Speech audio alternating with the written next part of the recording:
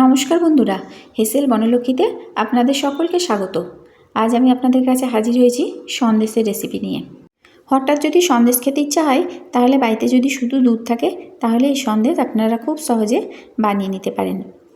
সন্দেশ স্বাদেও যেমন অপূর্ব, আর বানানোও খুব সহজ। আর যদি এরকম মোলায়েম সন্দেশ বানাতে হয়, তাহলে কোন কোন টিপস আপনাদের ফলো করতে হবে সেটাও আমি আপনাদেরকে বলে দেব। তাহলে আসুন সম্পূর্ণ রেসিপিটি একবার দেখতে থাকুন।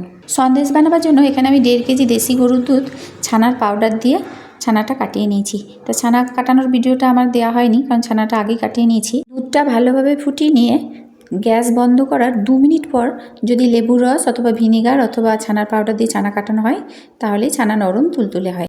দেখুন বন্ধুরা, ছানাটা ফাটিয়ে নেওয়ার পর ছানার জলটা আমি একটা কাপড়ে ছেঁকে নিচ্ছি। পুরো ছানাটাই ঢেলে দিলাম। এখন এই ছানাটাকে খুব ভালো করে জল দিয়ে ধুয়ে নিতে হবে। নর্মাল টেম্পারেচারে জল দিয়ে ছানাটা ভালো করে ধুয়ে নিলে ছানা যে টক ভাব সেটা চলে যাবে। ছানাটা ধোয়া হয়ে গেলে ছানার জলটা সম্পূর্ণ বার করে নিতে হবে। দেখুন বন্ধুরা, আমি এটা হাতে করে চিপে চিপে বার করে নিচ্ছি, কারণ আমি এটা এক্ষুনি বানাবো, তার জন্য এইভাবে জলটা বার করে নিচ্ছি।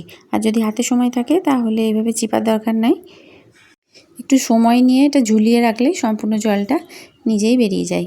ছানাটা যদি অনেকক্ষণ আগে বানানো থাকে বা ছানাটা যদি ঠান্ডা হয়ে থাকে, তাহলে একটা ভারী জিনিস চাপা দিয়েও জলটা বার করে নেওয়া যেতে পারে। মোট কথা ছানার সম্পূর্ণ জলটাই আমি বার করে নিলাম। এখন এই ছানাটা আমি একটা মিক্সার গ্রাইন্ডারের বাটিতে ভরে নিচ্ছি। এতে চিনিও দেওয়া যেতে পারে, তবে এটা আজকে আমি গুড় দিয়ে করব। আমি এর মধ্যে দিয়ে দিচ্ছি 75 গ্রাম মতো খেজুরের গুড়। এয়ারটাইট কৌটোতে ভরে যদি ফ্রিজে রাখা যায় খেজুরের গুড়, তাহলে সারা বছর সংরক্ষণ করা যায়। গুড় অথবা চিনির পরিমাণটা আপনারা আপনাদের পরিমাণ মতো বাড়িয়ে বা কমিয়ে নিতে পারেন। এটা এখন একটা মিহি পেস্ট বানিয়ে নেব। দেখুন বন্ধুরা, কেমন মোলায়েম পেস্ট তৈরি হয়েছে। আর মোলায়েম সন্দেশ বানাবার জন্য এরকম মোলায়েম পেস্টই লাগবে। তার জন্য এটা মিক্সার গ্রাইন্ডারে একবার ঘুরিয়ে নিলাম। হাতে করে যদি ছানা মলে নেওয়া হতো, তাহলে কিন্তু এরকম মোলায়েম তৈরি হতো না। এটা এখন একটা কড়াইয়ে নিয়ে নিচ্ছি, আর গ্যাসের ফ্লেম একদম লোতে রেখে সমানে নেড়ে যেতে হবে। তলায় যাতে ধরে না যায় সেদিকে খেয়াল রাখতে হবে। সন্দেশ বিভিন্নভাবে বানানো যায়। হাতে মলেও সন্দেশ বানাতে পারেন, সেটা খেতে খুব ভালো লাগে। তবে এইভাবে একবার বানিয়ে দেখতে পারেন।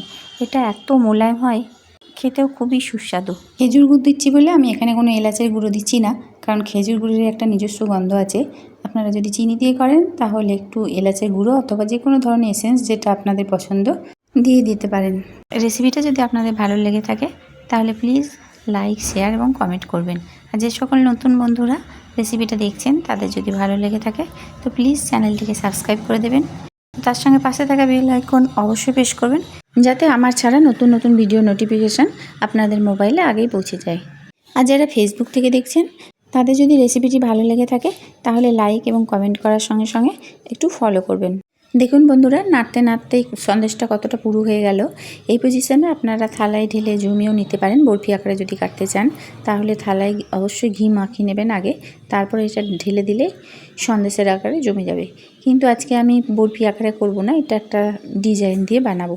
তার জন্য এটা একটু নেড়ে নিচ্ছি। নামাবার আগে অবশ্যই চেক করে নিতে হবে। হাতের মধ্যে যদি এরকম গুলি করা যায়, তাহলে বুঝতে হবে পাকটা হয়ে গেছে।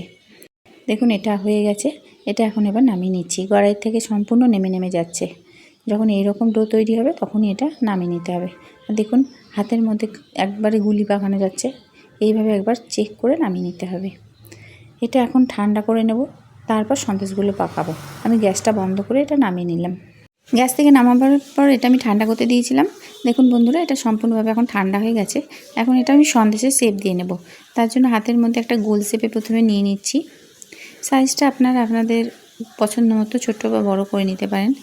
এইভাবে গোল করে নেব প্রথমে, তারপর হাতের আঙুলের সাহায্যে একটু চেপটে দিচ্ছি। ঠিক যেমন প্যারা হয়, সেরকম প্যারার ডিজাইনে আজকে আমি সন্দেশগুলো বানাচ্ছি। যদি ছাঁচ থাকে বাড়িতে, তাহলে আপনারা ছাঁচের সাহায্যেও ভালো একটা ডিজাইন আনতে পারেন। তবে আমি প্যারার শেপে বানাচ্ছি, কিন্তু খেতে কিন্তু প্যারার মতো লাগবে না, কারণ প্যারা বানাতে গেলে দুধকে মেরে চাচি বানিয়ে তারপর প্যারাগুলো বানাতে হয়। কিন্তু এটা আমি সহজে বানাচ্ছি। দুধকে ছানা বানিয়ে নিলাম, আর ছানা থেকে এগুলো বানিয়ে নিচ্ছি। রেসিপিটা তাই খুবই সহজ, খুবই তাড়াতাড়ি হয়ে যায়। সামনেই পুজোর সময় এই রেসিপিটা আপনারা খুব সহজে বানিয়ে নিতে পারেন। এটা এক ধরনের শুকনো সন্দেশ, ফ্রিজে রেখে 3-4 দিন ধরে খাওয়া যায়, নষ্ট হয় না। এইভাবে আমি সব সন্দেশগুলো বানিয়ে নেব।